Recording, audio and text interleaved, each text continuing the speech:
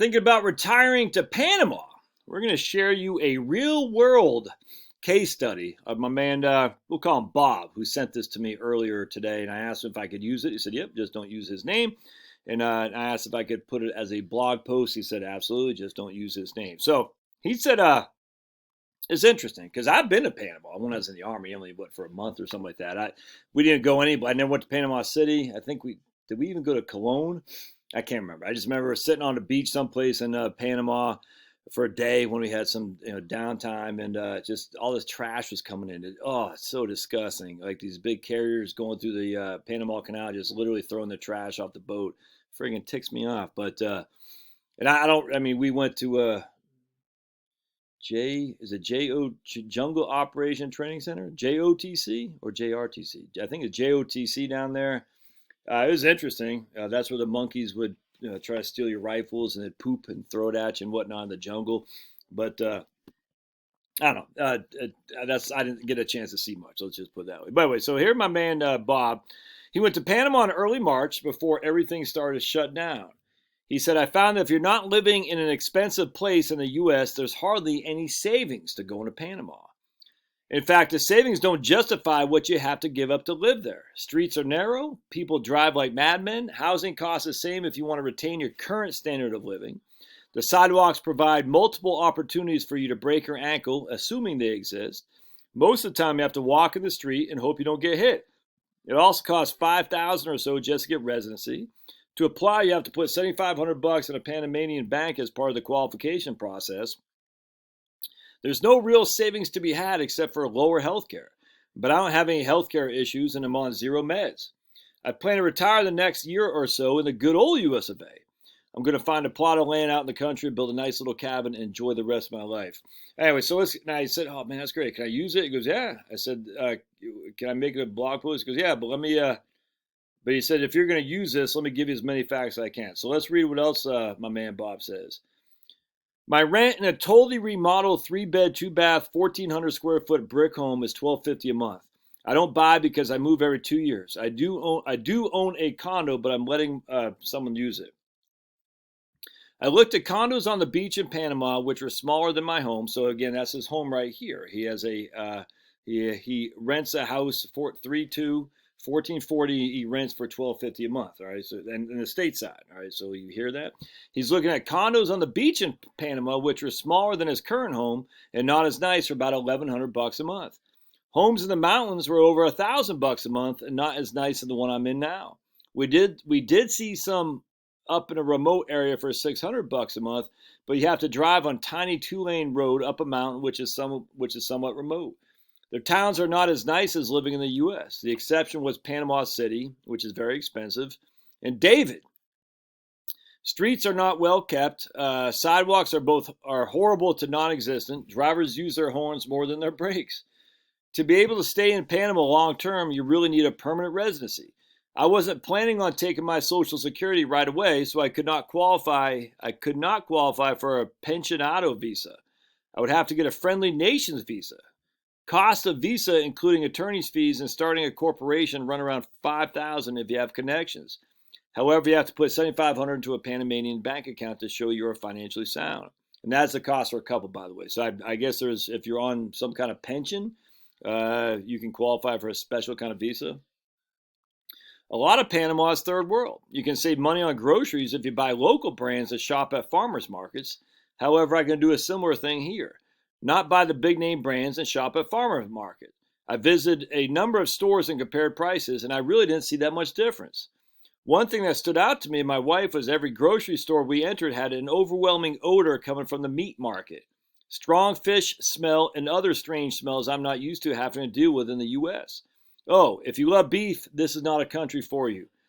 Being a meatitarian who loves his steak, this is a big issue. You better like chicken and fish if you want to live here. The beef is not very good at all. Oh, that wipes me out. I need my beef, baby. America.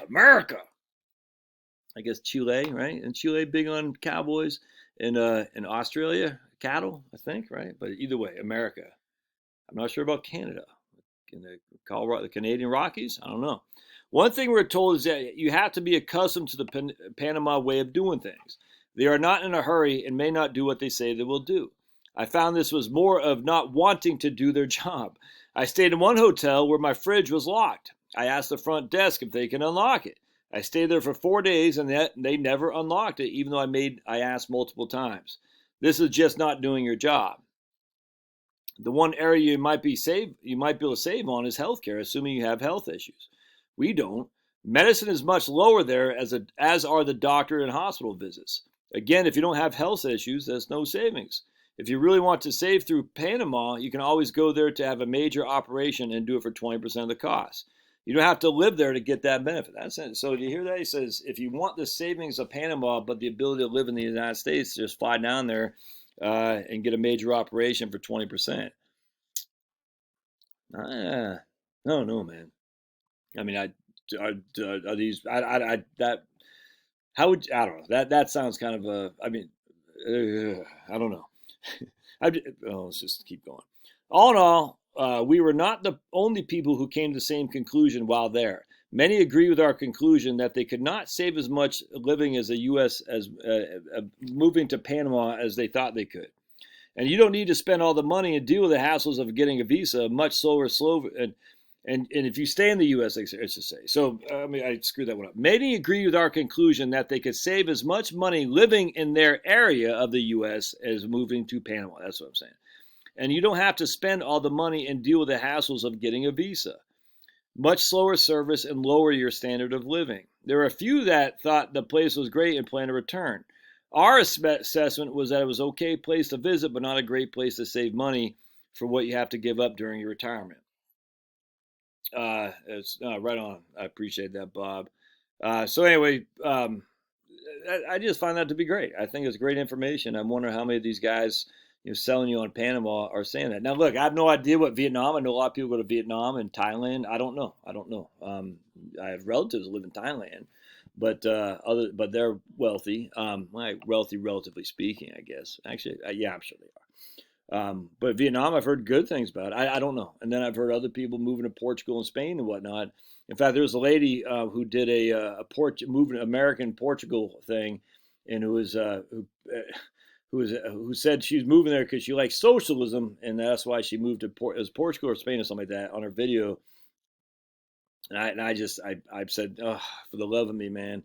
Anyway, she pounded me when I criticized her video. I said, socialism, it ain't all it's cracked up to be. And she like really ripped me apart, whatever. That's fine. I wonder what they're thinking now, given I literally have no clue. They might be fine. I don't know. But it occurred to me with all the crazy stuff in Italy and how we've been told by the World Health Organization, which is corrupt as the day is long, that Italy is one of the best healthcare facilities or countries in the world. Now we see that's all a lie, all a lie. And I just wonder if these people, this is Italy now. They didn't move to Italy. I think they moved to Portugal. But anyway, they moved to, but my assumption is, how are you dealing with healthcare with the coronavirus in these, even European countries? I don't know. I don't know the answer to that. But given what we heard about Italy, it's better to be here. That's for sure. So, you don't have to be. This is why I wrote my freaking book. You can retire on Social Security and live in America, man. Now, if you live in New York City or San Francisco or San Jose or LA or Chicago, no. But who wants to live there? I don't. I mean, you might. I mean, you're probably not on the channel if that's where you want to live anyway. I don't. But you don't have to be like that and say, I need $8,000 billion to live like Susie Orman or Dave Ramsey. You don't. You can live just fine in a good old U.S. middle America. There's nothing wrong with that. Yeah, the East Coast people and the West Coast people make fun of you.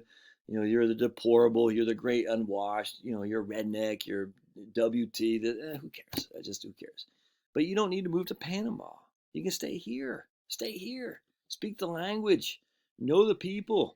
The religious. You know what I'm saying? A lot of these, Central American and Latin American countries are heavily religious. I get that. But, at the end of the day, this is what you know. Stay here, man. Nothing wrong with that. Why leave this? Why leave? Look, now everyone's different. I don't have any qualm. If you want to do it, by all means. I don't think you need to. And my man here, Bob, tells us that there's always an underbelly that you need to consider. All right, we'll see ya.